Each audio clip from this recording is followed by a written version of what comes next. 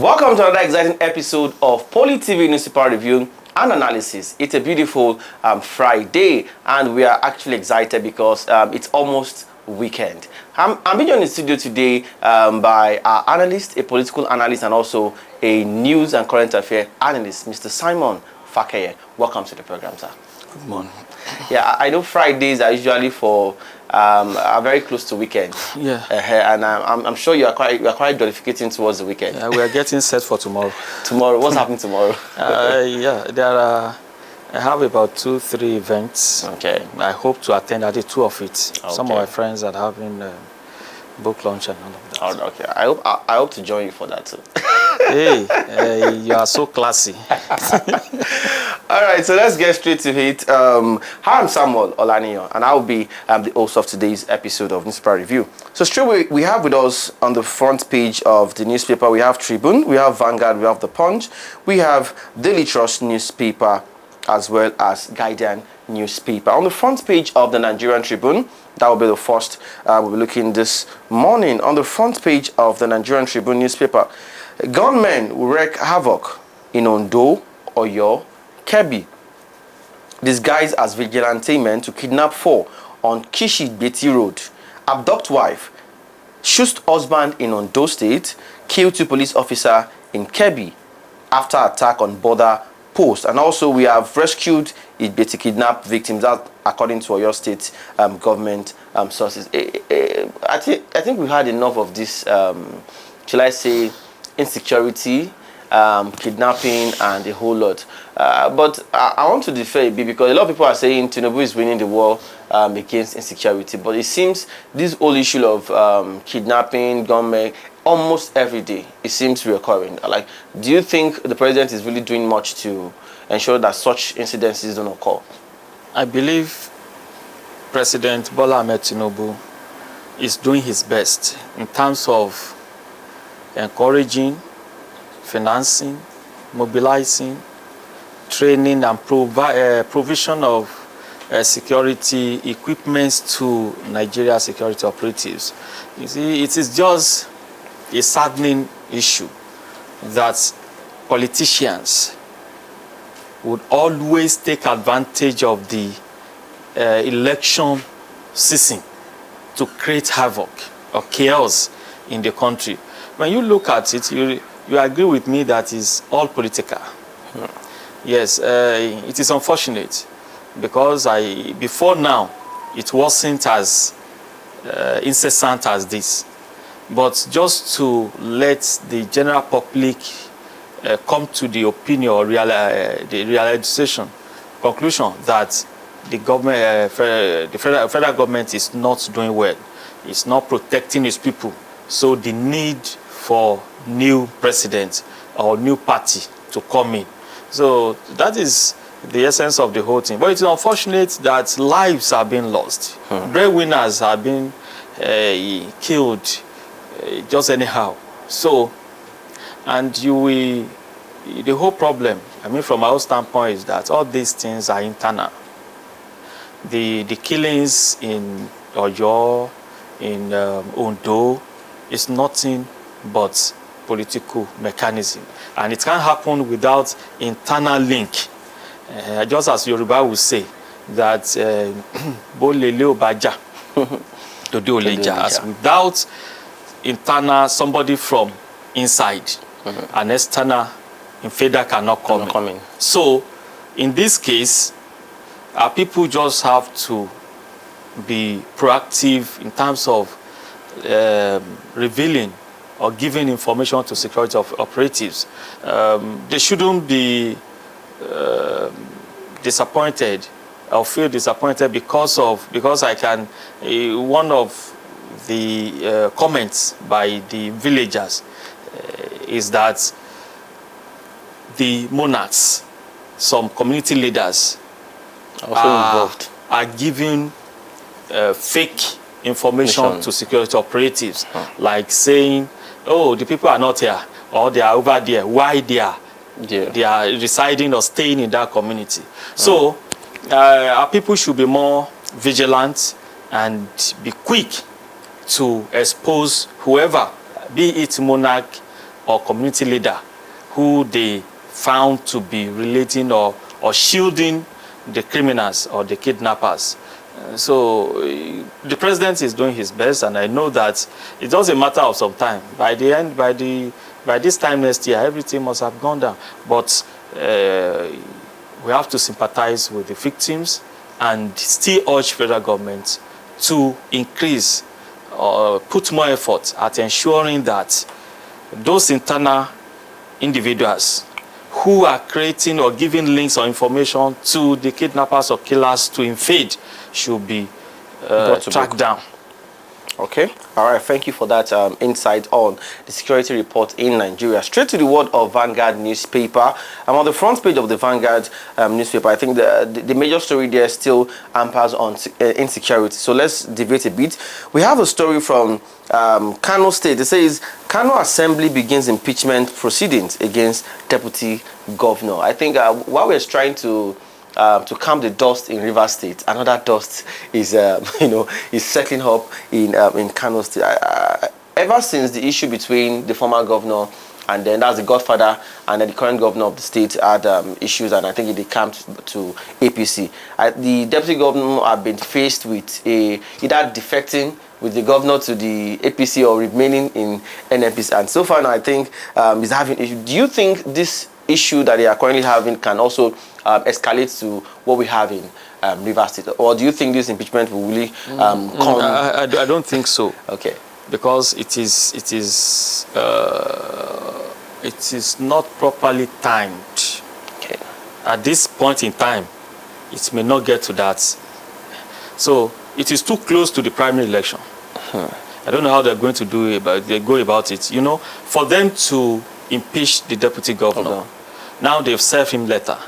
He has some weeks to, maybe a week or two, to reply, give response to the letter. Thereafter, they will set up a panel which will take about 3 months. They have 3-month duration. They may try to fast track it. Yes, they have about 3 months. So even after the 3 months, it will now be returned to the House of Assembly for the final decision. So there's no such time now for that whole process to mature. So I don't see it happening unless they are going to use this kind of veto power or the power of the executive to just, the way they did it in Ogun State some years ago when we have a number of House of Assembly members so it could happen, but it's likely that the deputy governor will align with the governor's position and the House of Assembly position. It's just only him against the whole thing. So it's either he resign or he comply. I don't see the whole impeachment process being completed because of the limited time that they have before the primary election. Okay, still on the Vanguard newspaper. Middle East war spreads as Trump says he must okay Iran's next supreme leader. A lot of people are beginning to say President Trump is is he overbearing also? But I want to find out from you, in a case when the leader of a particular nation is trying to interfere in the internal operations of another nation, do you think this is good for our democracy in global world? The tenets of democracy, as we say it, my opinion is not popular. Yes, my position is that somebody must be in charge. Okay. In the heavens, we have God, who we believe supervises and takes charge of the whole planet. Universe, yeah. But as far as human being is concerned, somebody stronger, oppressive, financially muzzled, must be in charge. Which I think the word, the formulation of the word has positioned United States of America. The country has everything more than any other country. And they have been playing that role, directly or indirectly. It is the United States that have that made provision for AIDS in such a way that no other nation can compete with them. They provided a lot of developed nations with varied aids, and they accepted it. So if they don't want him, or they don't want America as their leader, where are they accepting aids from it? So now that he has been feeding them, he has been sheltering, providing shelter for them, he has been protecting them, then he has, say, a measure of power, authority in those countries. So he has stake in those countries. So by the virtue of being the breadwinner, so to say, I think he can intervene in the interest of the nearby nations or itself as a way of protecting the interests of America on behalf of other undeveloped nations. So fighting Iran in a way is a way of supporting Israel. That would be very close country. Close, and Israel is an ally of America. They are being together. So it's a form of saying, I'm fighting the enemy of my friend. So I don't see why anybody would say, no, they are not doing the right thing. And going by the fact that somebody must be in charge. As it stands today, America is in charge of the whole world, whether we like it or we leave it. All right, thank you for that report. I'm straight to the world of the Punch newspaper. The Punch newspaper, on the front page of the Punch, U.S.-Iran war, marketers, Dangote trade wars over petrol price. Imported petrol cheaper than Dangote by 64 naira per litre. That's according to the marketers. And also, Dangote is saying, defy Middle East war to import petrol. Dangote challenges marketers. I think that headline, whoever have drafted it, has taken that 64 naira thing out of context. Okay. It is true, there could be that disparity, but some factors have to be taken into consideration. Okay. Apart from the war, what percentage of crude oil has NNPC sold to Dangote according to the agreement, PIA agreement? So the private crude producers and the government have failed in that agreement to supply Dangote with enough quantity that will enable it to produce the needed volume for Nigerians in such a way that there could be reduction in the price compared to imported fuel. Then secondly, the issue of the Iran war. Dangote has answered correctly. Just go over there and see how is market by the time you come back. So there have been increments in the price of fuel, in price of crude oil. So for anybody, and not all the components or the materials needed for refining crude is being sought for in Nigeria. Dangote imports some of them. And now the route to the source of those material has now become expensive.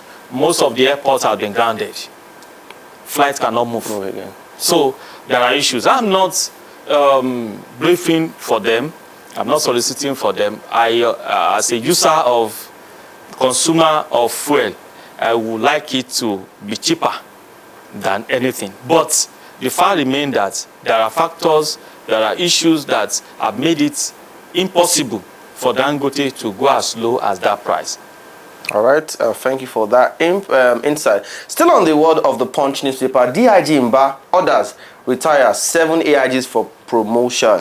And that's in the front page of the Punch. I saw a video online where I think the DIG Mba was saluting his new boss, who happened to be his I think his junior or something, some days or some weeks ago, and now we're having the report that he's about to retire. Do you think this might create some level of distrust in the Nigerian police formation?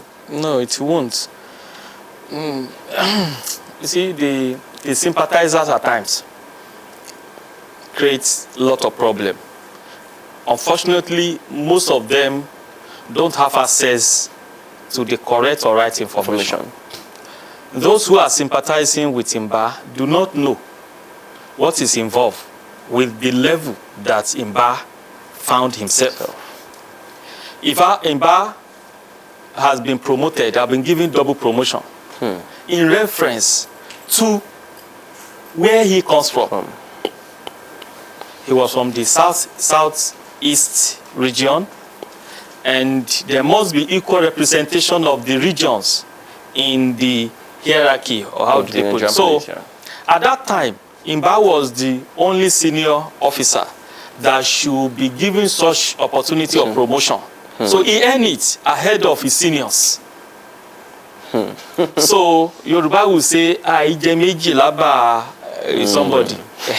So you cannot eat your cake and have it. Yes. Imba understand very well. So it is just that his sympathizer that don't know what has transpired and has moved him to such a high or higher position. So he should be thankful to God that he's tired at that level, at that age. If not for the double promotion, he will still be junior to some of Yes, so as simple as that, it won't cause any agitation. Okay. The Guardian newspaper, straight to the word of the Guardian newspaper. How weak safety net makes senior citizens street beggars destitute. Well, I think this report is looking at how retired men, workers, both federal government as well as state government, as well as private institutions, how after retirement they become either weak or become so long forgotten, they are not well catered for. I want to find out, do you think the federal government is doing enough to ensure that because these are people that have given so much into the service of the nation, into the service of their company, and at the end of everything, they are left without any support or something? I have 2 comments concerning that. Let me start from the first one. The first one is that, yes, they become street beggars because the necessary provision has not been put in place for them. Okay. Recently, there have been serious inflation that has eaten up whatever their pension is. So if they have been earning 500,000 before now, and now that the price of fuel has been has been more than 400%, the exchange rate has been more than 500%. So something has to pay for, and that is their salary. So they won't have enough to manage their aged lifestyle. That is that. Then on the health wise, drugs, medications are now expensive. Most of our hospitals don't have enough medical facilities to treat their special cases. Now, in addition to that, there is a provision of NHIS for them. Most of them live in remote villages. The transportation from where they stay to the secondary hospital where such facility could be accessed, would have eaten up their salary. And given Ogun State, for example, the NHIS is not available in all hospitals. I think if I would prefer a solution, I would suggest that it should be accessible at all primary healthcare centers. But how facility funded, equipped are our primary health centers? So the first thing is this elder or aged individual don't have enough fund or money to finance their health care. There are bad roads. The salary has been eaten up by inflation and all of that. But who is to blame? That is the second aspect. Yeah, of course. They are the cause of their own problem. Most of these people, reasonable, good figure, number of them retired as directors and permanent secretaries. I do blame these people, this set of group. They are the one who make policies. They are the one who execute it while in the service. And they will because of what they will go into the personal pockets. They will deprive that section or that sector, hoping that by the time they retire, they will have enough to take care of themselves. Now they are facing the music. I could remember an example in Ogun State. Late Chief Ayilara, the former chairman of LOGPAN in Ogun State, Local Government Pensioners Association of Nigeria, at one of the protests at the governor's office, Baba was telling the representative of governor at that time, the PS, the secretary to the government and all of that, that we are here today fighting this cause. You stayed aloof, thinking that maybe this cannot be your portion. You will face it.